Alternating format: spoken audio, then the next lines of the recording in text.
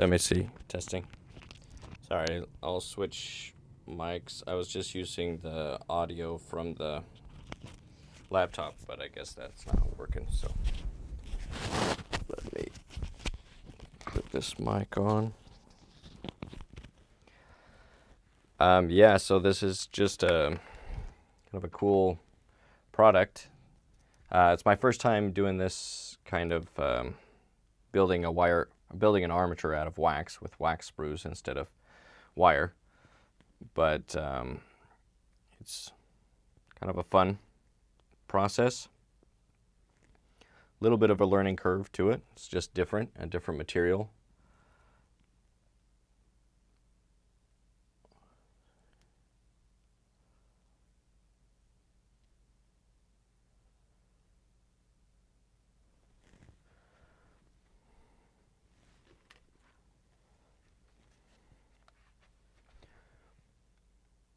What it says, yes, the audio is good now. I can hear you. Okay, that's good to hear. Yeah, audio is tricky. When I just go out of the audio from the laptop, it's pretty bad. So, is this a commission? Yeah, this is a commission sculpture as a demo for this product. So the wax products and then the clay that I'll be using is going to be a demo for a company that's releasing a new product where you can go right from the sculpting to the casting, and you can skip over the mold making process, which can be difficult.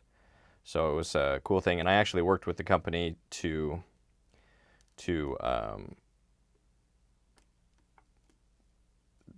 kind of finalize the product. I gave them some notes and things on their original versions, and then they made some tweaks to it. So it's been a good company to work with so far, and I look forward to the product going to market. I don't think it's out yet, so I won't mention it, and I don't have a link to it or anything yet because I think they haven't gone live with the product, but I'll let you guys know, and you'll see the video I'll do as a demo for sculpting with this.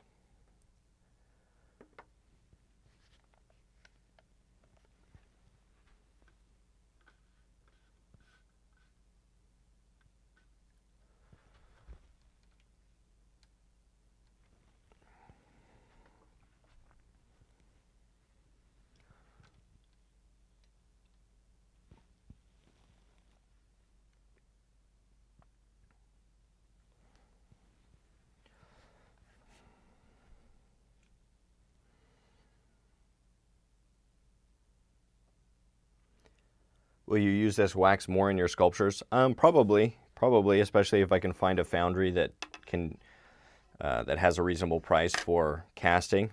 And if I don't have to worry about the mold making process, then I can go directly to the casting. And so it makes a lot of sense from that angle to hopefully save some money.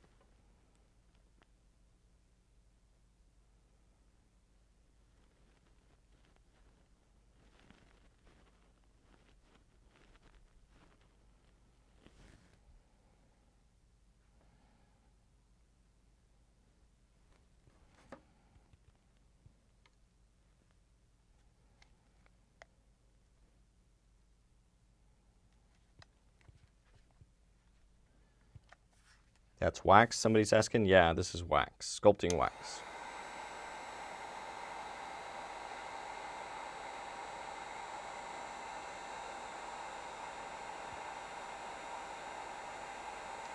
And this little wax that I'm melting here is sticky wax that helps it to stick together. So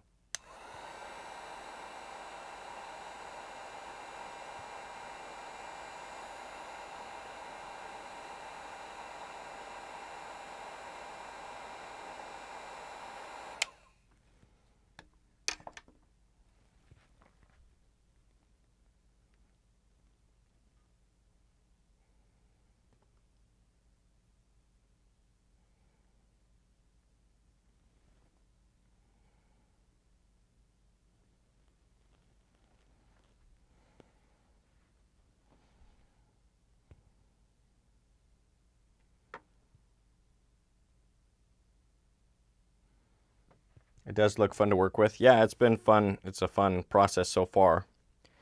And this is just with the wax. It's a little bit of a learning curve. It's different, and it helps if you have a design. So the sculpture, the idea behind this sculpture is it's going to be Samson. So Samson from the Bible.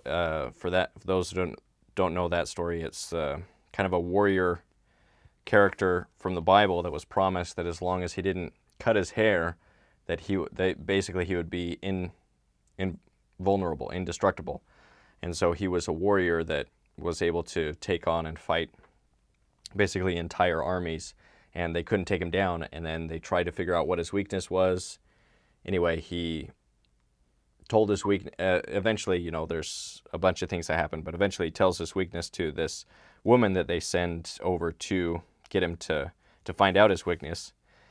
Delilah kind of tricks him into giving up his weakness, and then they shave his head, they gouge out his eyes, and then they take him to their large building or temple or whatever of these people that have now imprisoned him, and he's tied up. And then his last kind of prayer is that he can have his strength once more so that he can bring down the building. And so God grants him that last prayer. He's given his strength back just for a split second, and he's able to press on the side of the pillars that are right next to him. It's the only thing he can feel, and he presses those and takes the whole building down and kills everybody in the building along with himself as kind of a last effort to defend the Israelites. So anyway, I thought it was really cool, kind of a really cool story that would be cool to make a sculpture about. And so that's what this is. And so it's going to be, I think I'll title it Samson's, I've been toying with the name, but I think I'll title it Samson's Last Prayer. And it's going to be should be very, it's very intense. He's like screaming, and he's this muscle-bound person, screaming up to God to give him strength just one more time so that he can basically defeat the people that would destroy his nation after he realizes he's made a mistake, that he shouldn't have trusted that woman that came from his enemies. So anyway, just an interesting story, and I think it'll make a good sculpture.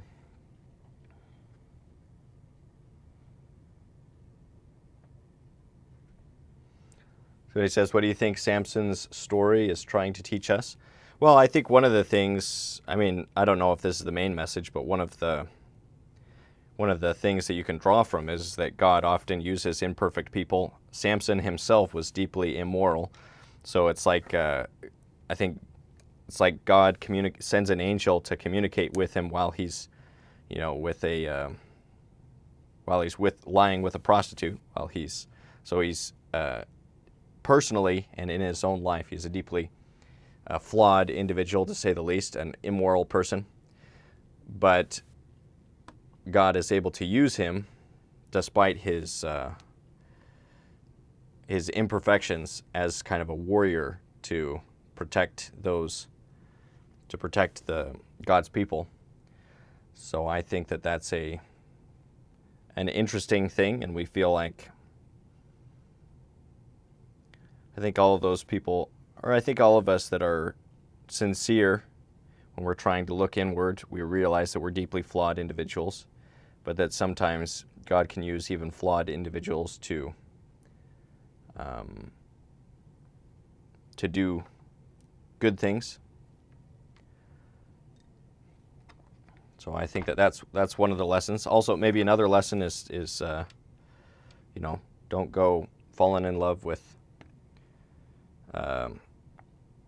sex workers from other nations. That's probably a good moral. Just watch out for that.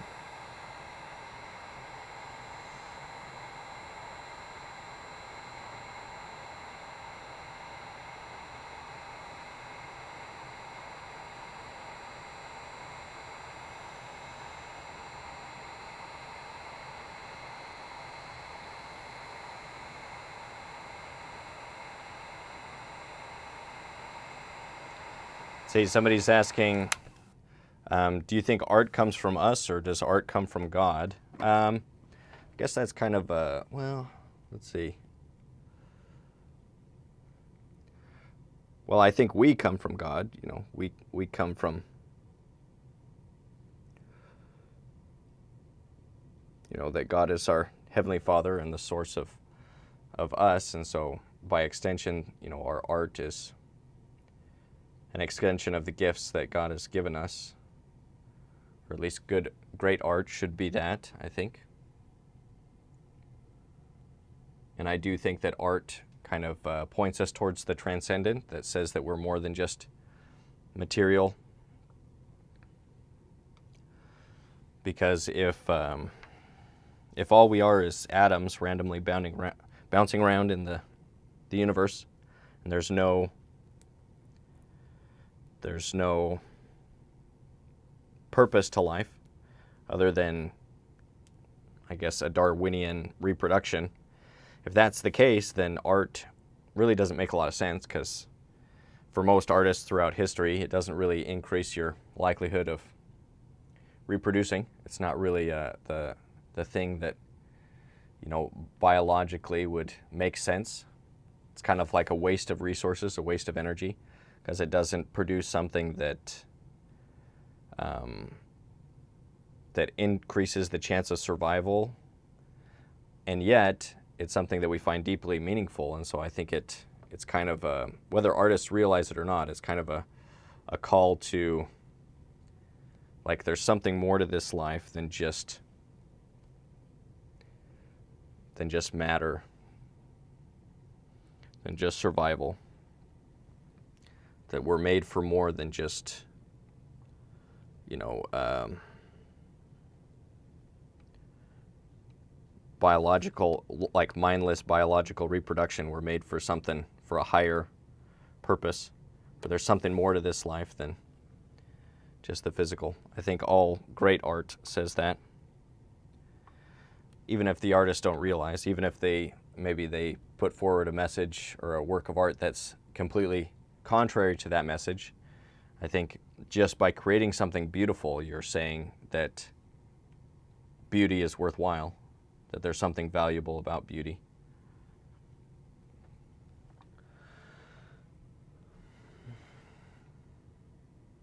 Somebody says a lot of art is against the Bible, though, like all of the idols inside of the cathedrals and outside of the churches. Yeah, I think, I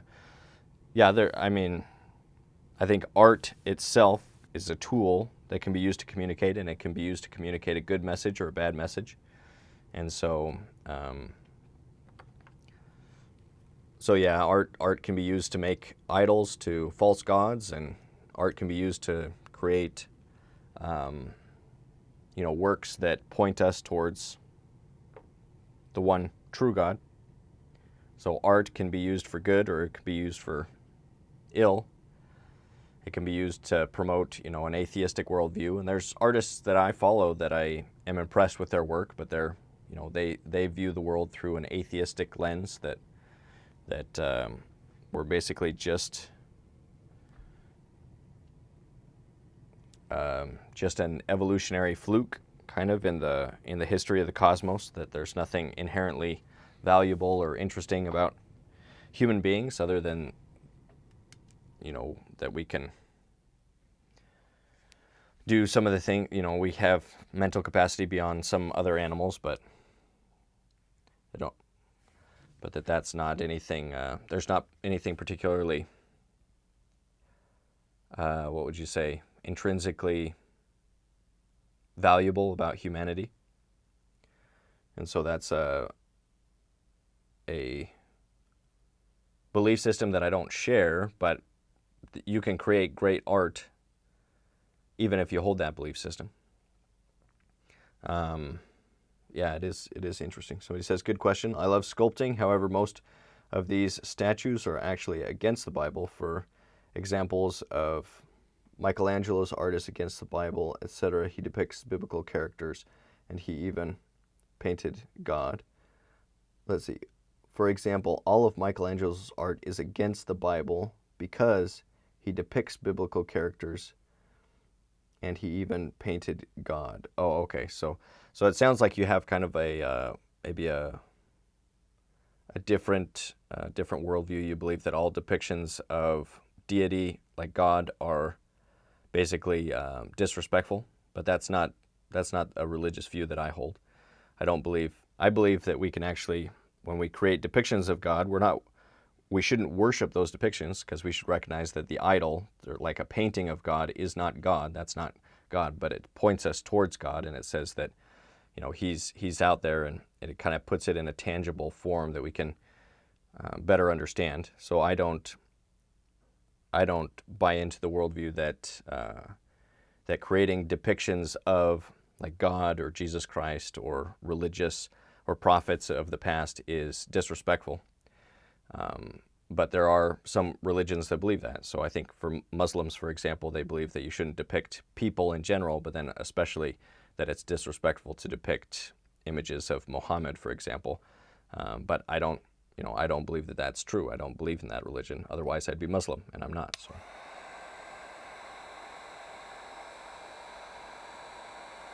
Somebody's asking, are beauty and God the same thing? Is God and art the same thing? Well, I think beauty points us towards God. I wouldn't say that they're the same thing, because they're different concepts, they're different words. But I think things that are truly beautiful point us towards God, point towards his design, towards his creation.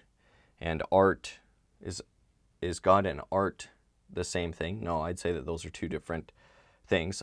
I believe that God is an actual, personage, different above us, different than us, but that we were created in his image.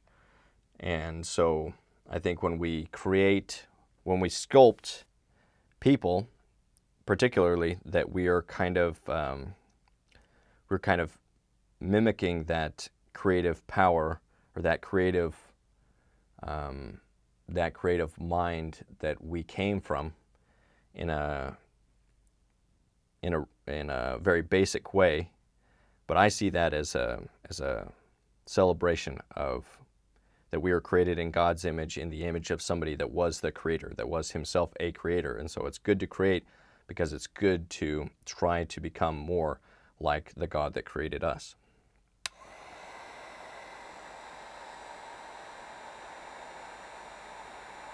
Somebody says Judaism and Islam are both against depicting. Yeah, that's one translation of the Ten Commandments. One of the commandments is thou shalt not create unto thee any engraven images or depictions of things of heaven above or on the earth. So that's one of the 10 Commandments. But my interpretation of that commandment is that we should not put things above God. We shouldn't create idols that we worship. So we shouldn't create statues that we pray to.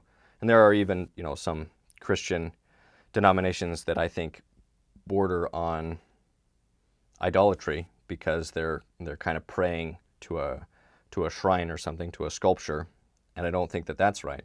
But I think sculptural works that point us to God, we don't pray to those sculptures, we're praying to God, but things that can point us towards the transcendent, towards the one true God, I think that is not breaking that commandment, because we're basically doing it in respect towards the one true God. So that's my belief on that. Thank you for the insight. This is very interesting. I think the problem is people do begin to worship the statues. Yeah, and I would say that is a problem, and that would be going into idolatry, where you're worshiping the thing instead of what the thing is pointing to. So it's like worshiping, it's like worshiping, well, anything can become an idol. Money can become an idol. Whatever you put in place in your life instead of God, instead of the ultimate good, which is God. That's what God is the ultimate good. Whatever you put to replace that can become your idol. And so I don't think that there's anything. I think idols can be made of basically anything. A car can be an idol, or or your home or whatever it is. If it's something that you put in place of God, then it becomes your idol.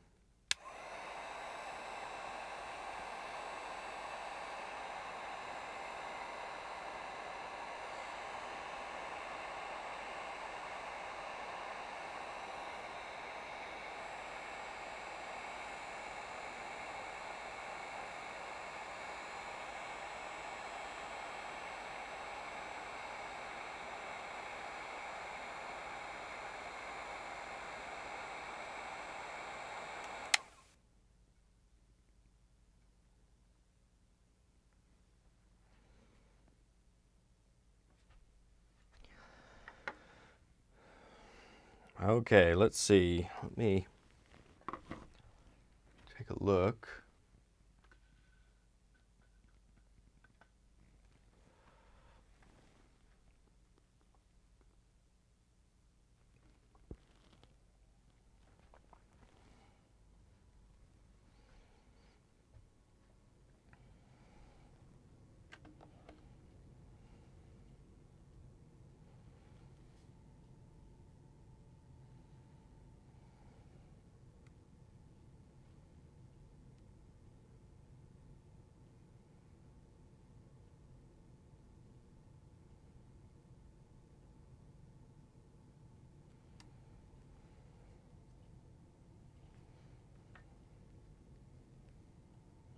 But good questions, I think.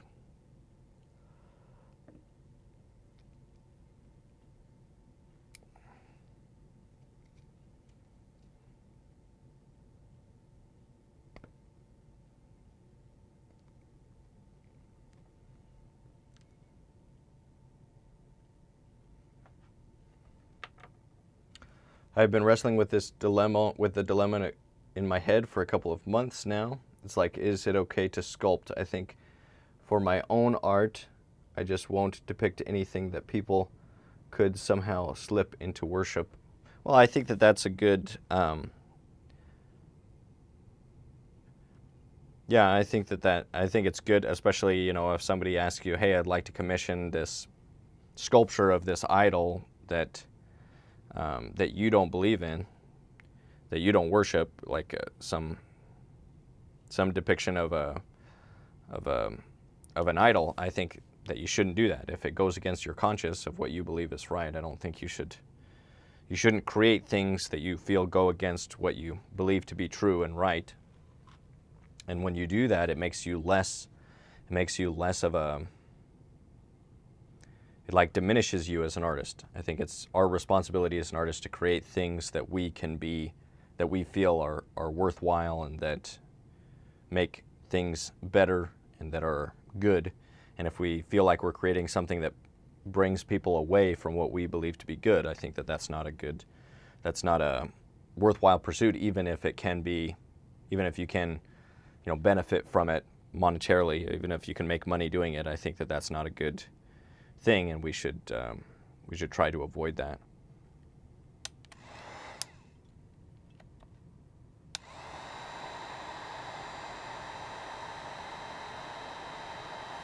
Somebody's saying, is it better to succeed at imitation or fail at originality? Well, I think that there's a big emphasis. Let's see, can you guys hear if I have this heat gun going? I don't know if you can hear while I'm talking, so I don't know if I should stop talking while I do this, but I'll just keep talking and let me know in the comments if it's hard to understand when I'm doing this. But I think that there is too much of an emphasis in the arts of being original. I think everybody's worried about, oh, I don't want to be unoriginal. But I think worse than being unoriginal is creating a bad work of art. I think that there's something good and worthwhile about creating great works of art, even if they're based on other works. And great artists will almost always copy at the beginning, especially at the beginning, to be able to start to learn how to create form. Let's see.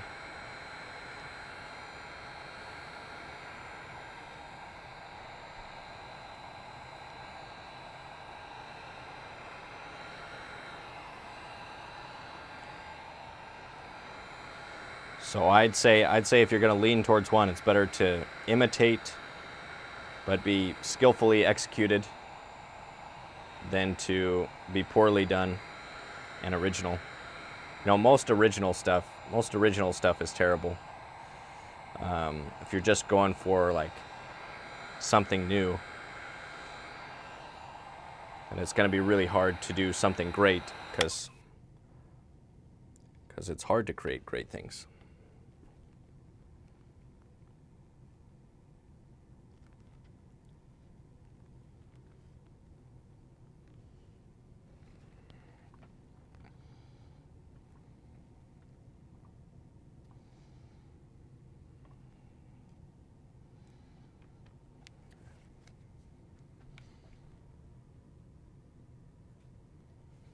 Somebody says, yeah, we can hear you when you do that. Okay, that's good, because I've been like hesitant to use the blowgun, but I guess with the other speaker that it works okay. To me, passion is key. Passion in the exploration of what becomes amazing, and people will see it as original. Yeah, I think you could do something that artists have done many times, but you can do it in a new way, your own style. That's something that I'd like to do. Eventually I'd like to do a large sculpture of David, just because that's something that past masters have done. And it's something that I think just because it's been done several times, you can put your own spin on it in a way that's interesting.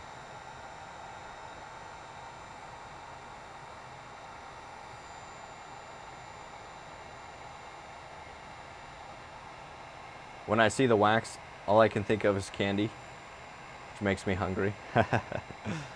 Yeah, yeah. It is very, very colorful.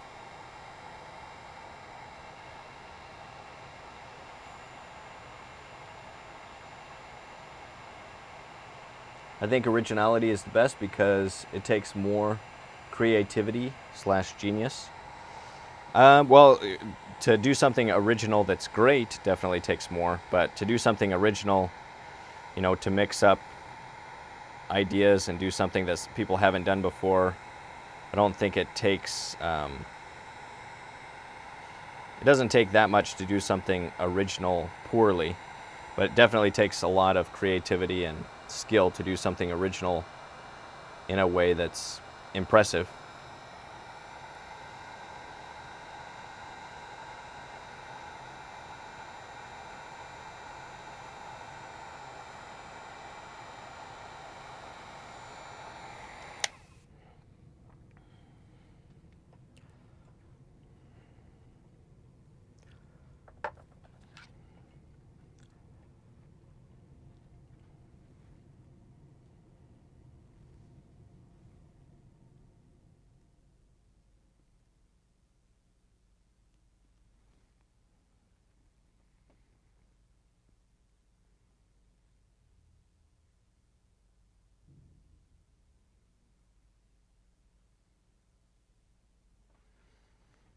The LDS Church would love to have you. I hear they were needing artists. Well, I'm here. I wonder where they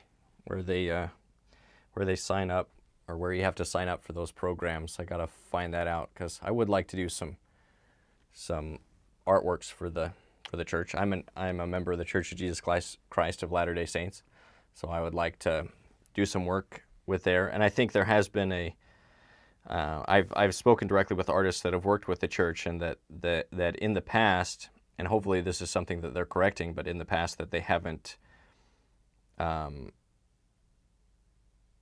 treated artists as well as other types of craftsmen.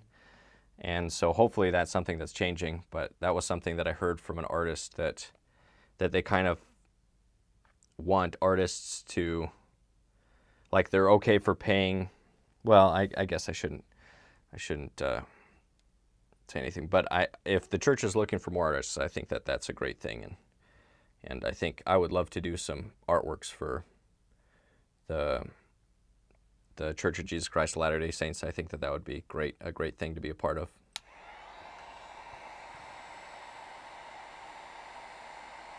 I'm just going to melt these together. Right now I'm just trying to give some extra support for these beams. These will be the columns that Samson is pressing against, but I want to make sure that they don't go anywhere.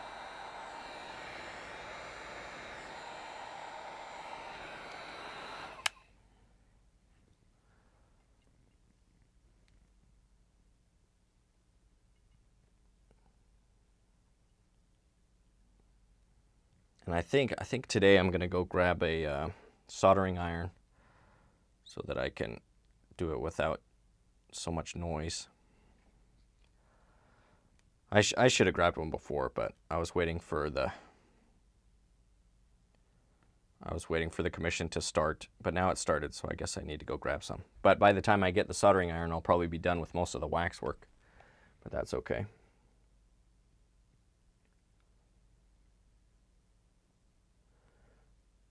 Looks like you're sculpting with ketchup. Yeah, this is a really intense red color for sure. You should really apply it. Yeah, I'll have to apply. I'll have to see where I can find information about those programs, because it's something I would like to do.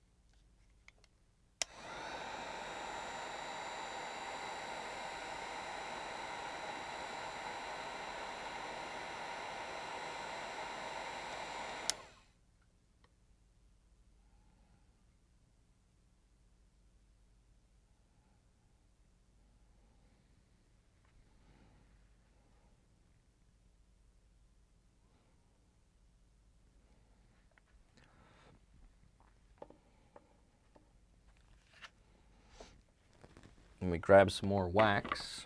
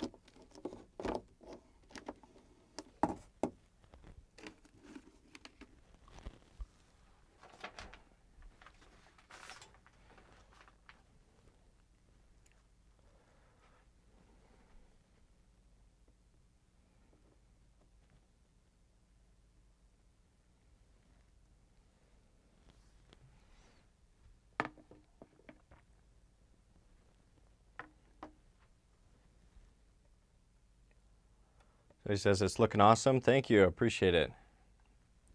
Yeah, it's coming along. Hopefully it turns out to be a good sculpture.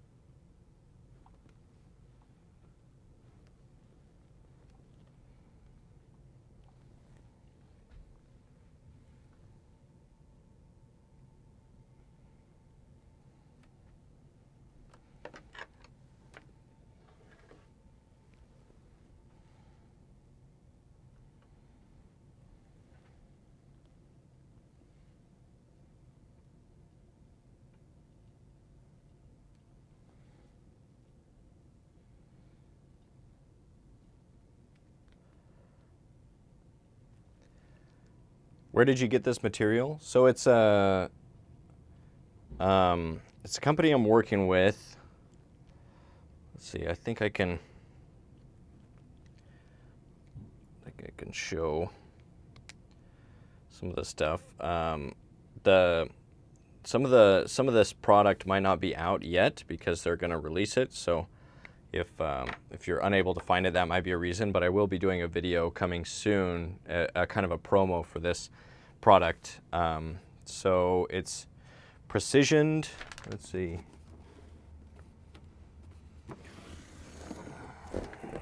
The company's precisioned.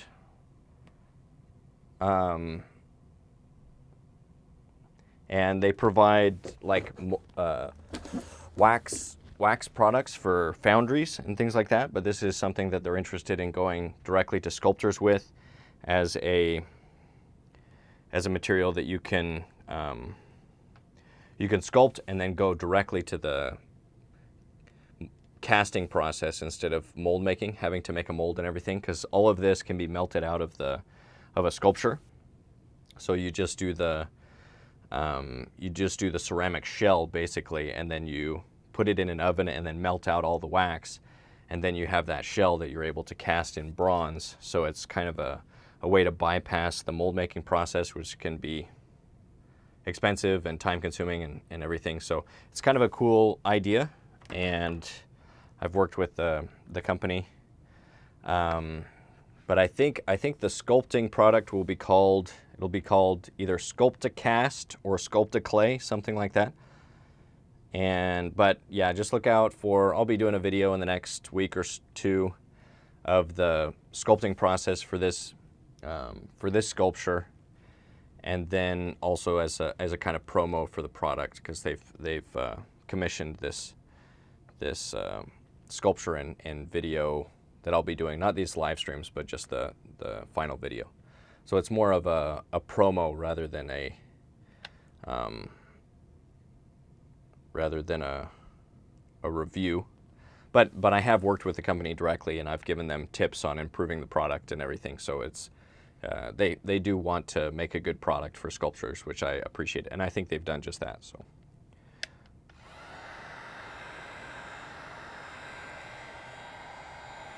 But they should, once the product is released, there'll be links to it they'll be selling through Amazon, so they should be able to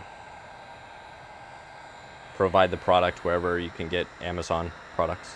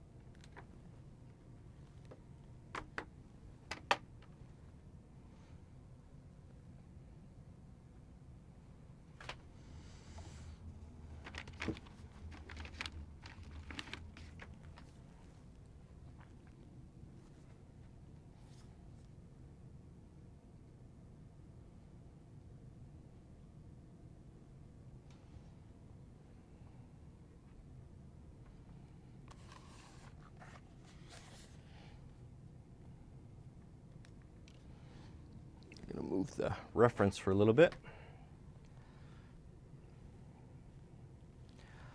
I think I'll end the sculpture here, so I don't have this tall part going off the top. That'll give me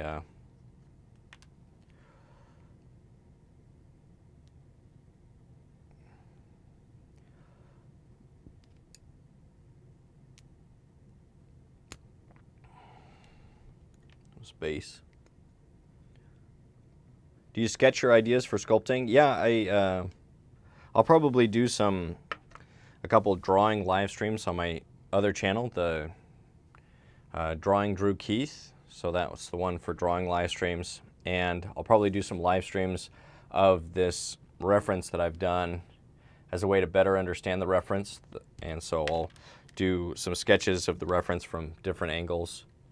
And for this one, the reference, I just used myself for the sculpture, but I'll be enhancing it, let's say, because I want this to be like superhuman, you know, superhuman strength, and I'm definitely in the realm of human strength.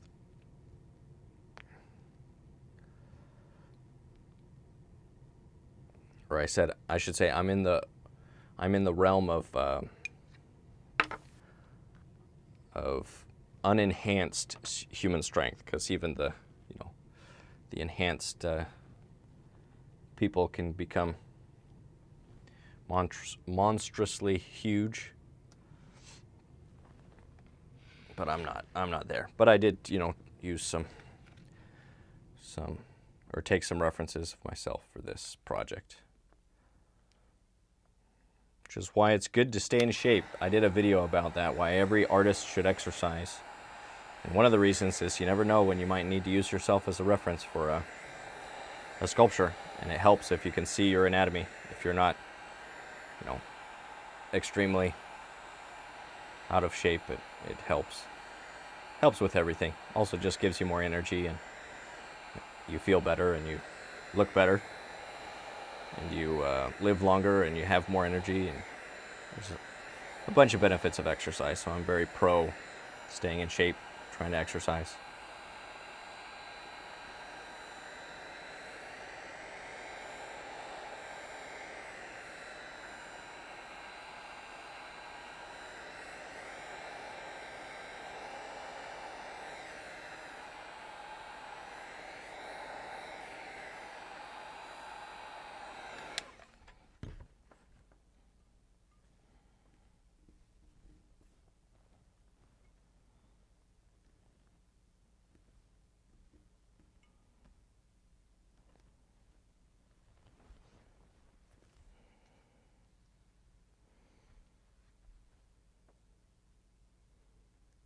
I watched that workout video and I agree completely. I also hear that rock carving can be very taxing, so it's good to stay strong. Yeah. If you're sculpting stone, especially if you have to move around the stone yourself, you know, that's it can be difficult. But you know, even if you're just using the tools for stone sculpting, it is something that's pretty physically taxing. So it just helps to try to stay in shape. But whatever you do, I mean, whatever your type of art, I think, or whatever your job, occupation is in general, just surviving, just living as a human being, it's helpful to stay in shape and try to take care of your body.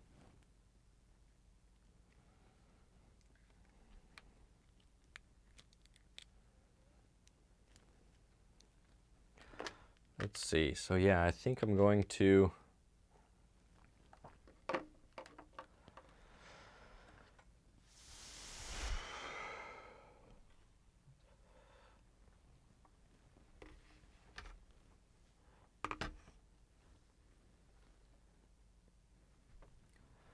cut these at about the same height.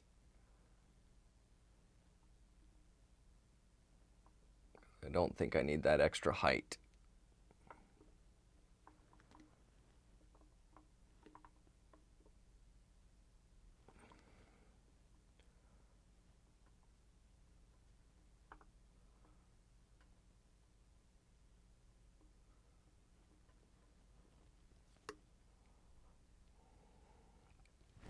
And then I think I'll also put a sprue in between here, not as part of the design, but just as a temporary brace for everything, just to kind of enclose the box and help hold things together.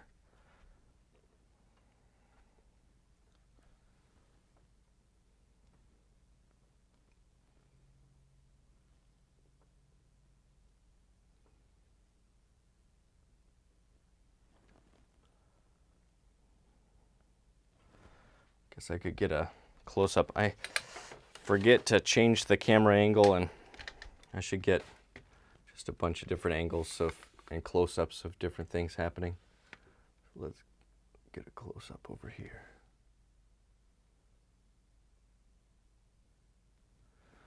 Yeah, so I'm recording during these live streams, and then I'll put that together as a video for the final product, or for the final project of this sculpture commission.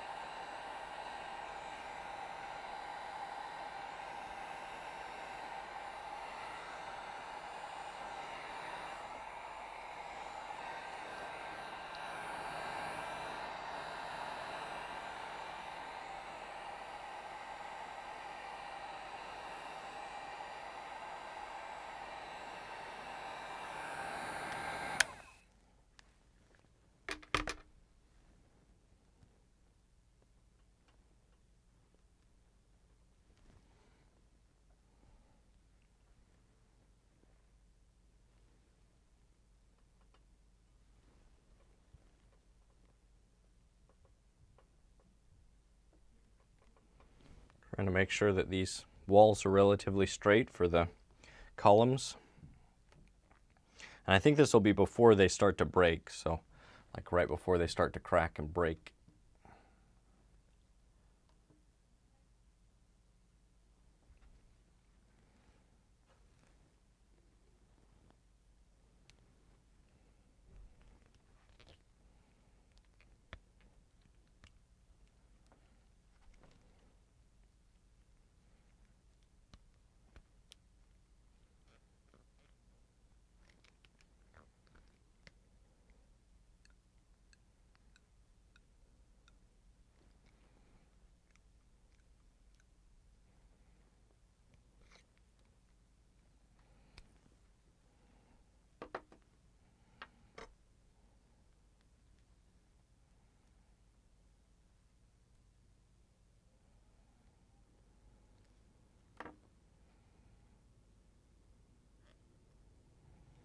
Just going to put some sticky wax on the end there, on each end, to stick it to the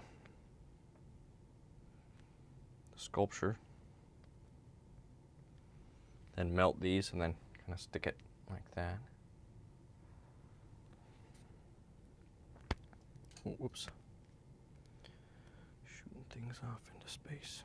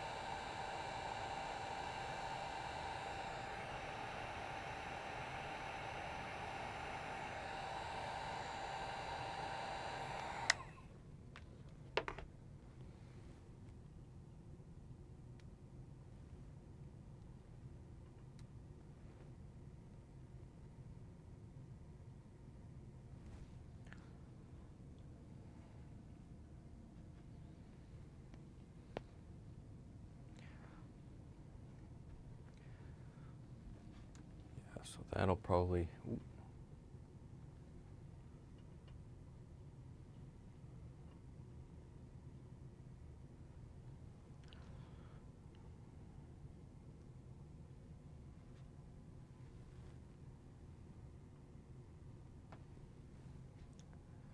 Just a temporary brace there.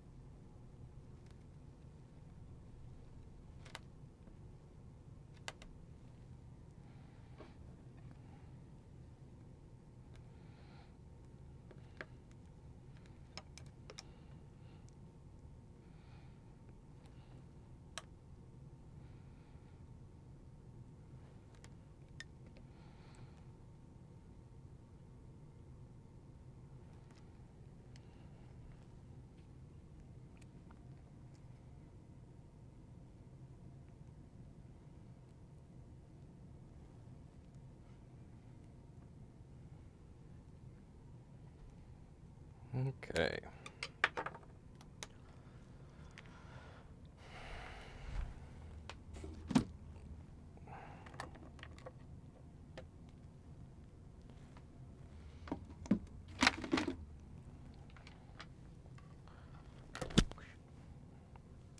Burning. Wow.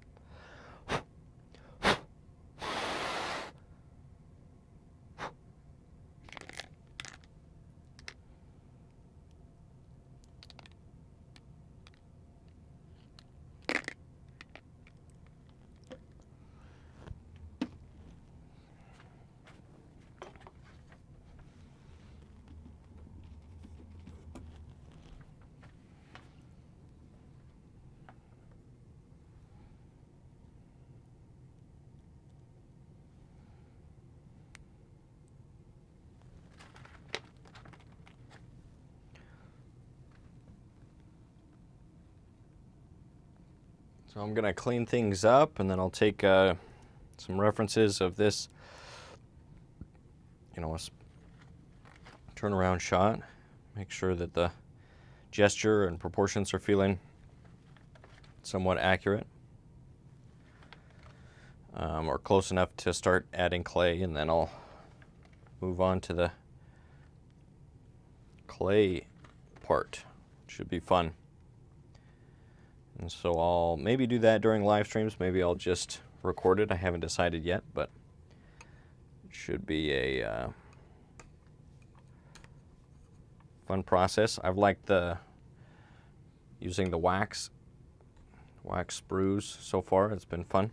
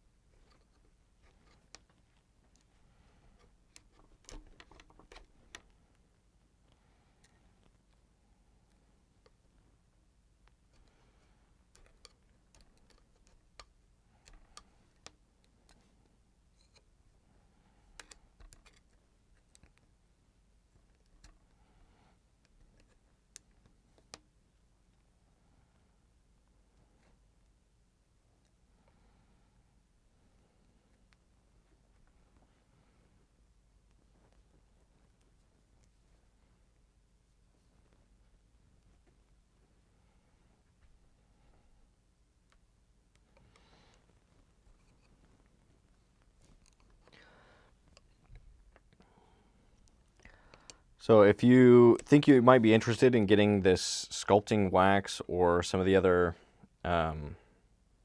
products that I'll be working with to do this commission sculpture, make sure you like the video, subscribe to the channel and hit the notification bell so you'll be notified. It should be probably either this week or next when I'll do the, well, I have to finish this sculpture, so depending on how long that takes, probably at least 2 weeks. So maybe next week's video, next week's Friday video will be of the process, and then also kind of a promo video for the product that I'm working with. And so I'm excited for that. If you'd like to learn sculpting, then check out my sculpting courses. The Figure Sculpting Fundamentals course is a great place to start. And it's a kind of where I wish I would have started when I started sculpting people, the things I wish I would have known. We go over mold making, making wire armatures, primary forms, just how to approach the figure, and all kinds of stuff. So it's a really in-depth course to get you to understand traditional figurative sculpting in clay. And then once you finish that, if you like it, then I encourage you to move on to the portrait sculpting course.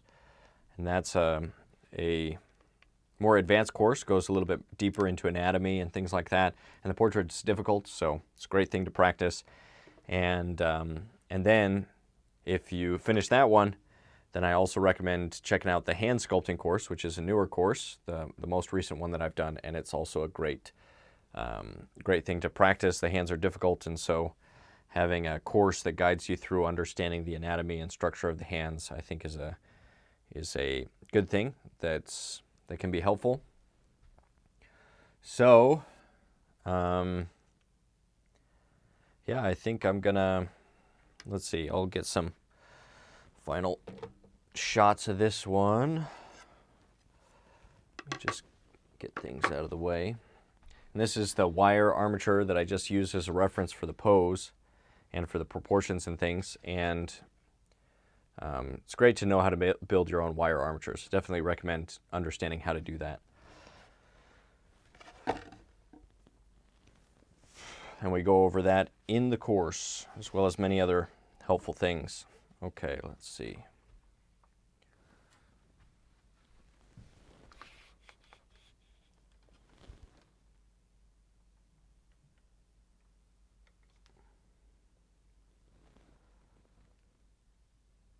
So here's what the sculpture is looking like at this point, before we start adding the clay to it.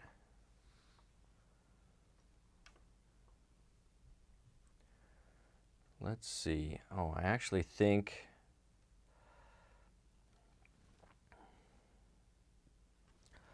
let me see, the hips might be too wide.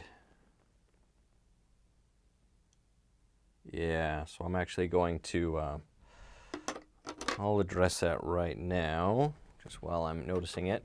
So I'm just going to warm things up, and then I'm going to kind of squish the hips together a little bit, because I don't want that to be unresolved. So while I am thinking about it, I'm just going to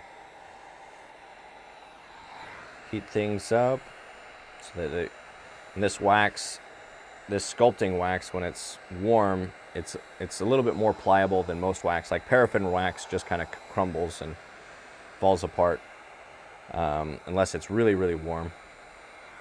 But this one, once it's relatively warm, it becomes pretty malleable. So hopefully I won't lose any of the connections that I've laid in. But if I do, I can just reattach them, melt them together, go again. So I want to heat that up, and then I'm just going to kind of press the hips together a little bit more.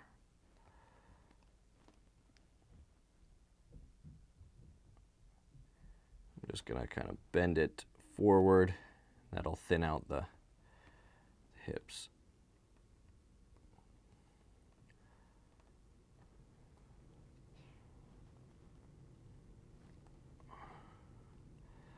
This is a male, it's supposed to be a strong male character. We don't want the hips too wide. That makes it look more feminine.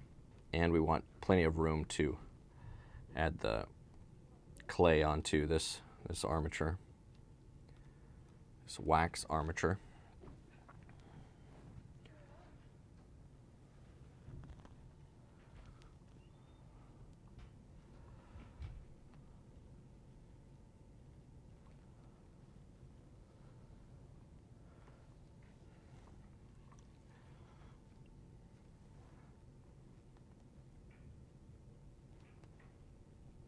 So by bending it forward, putting a bend in it, you know, I still have the roundness of this front part of the pelvis, which exists in reality, and then I'm able to kind of shrink that pelvis a little bit. So I like the feel of that a little bit more.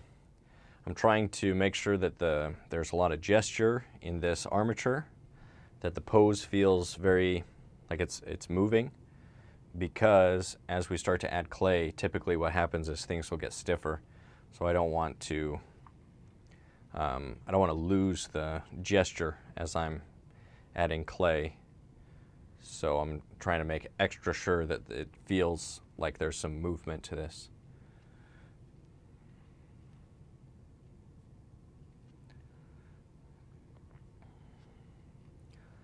Okay, I think that looks good.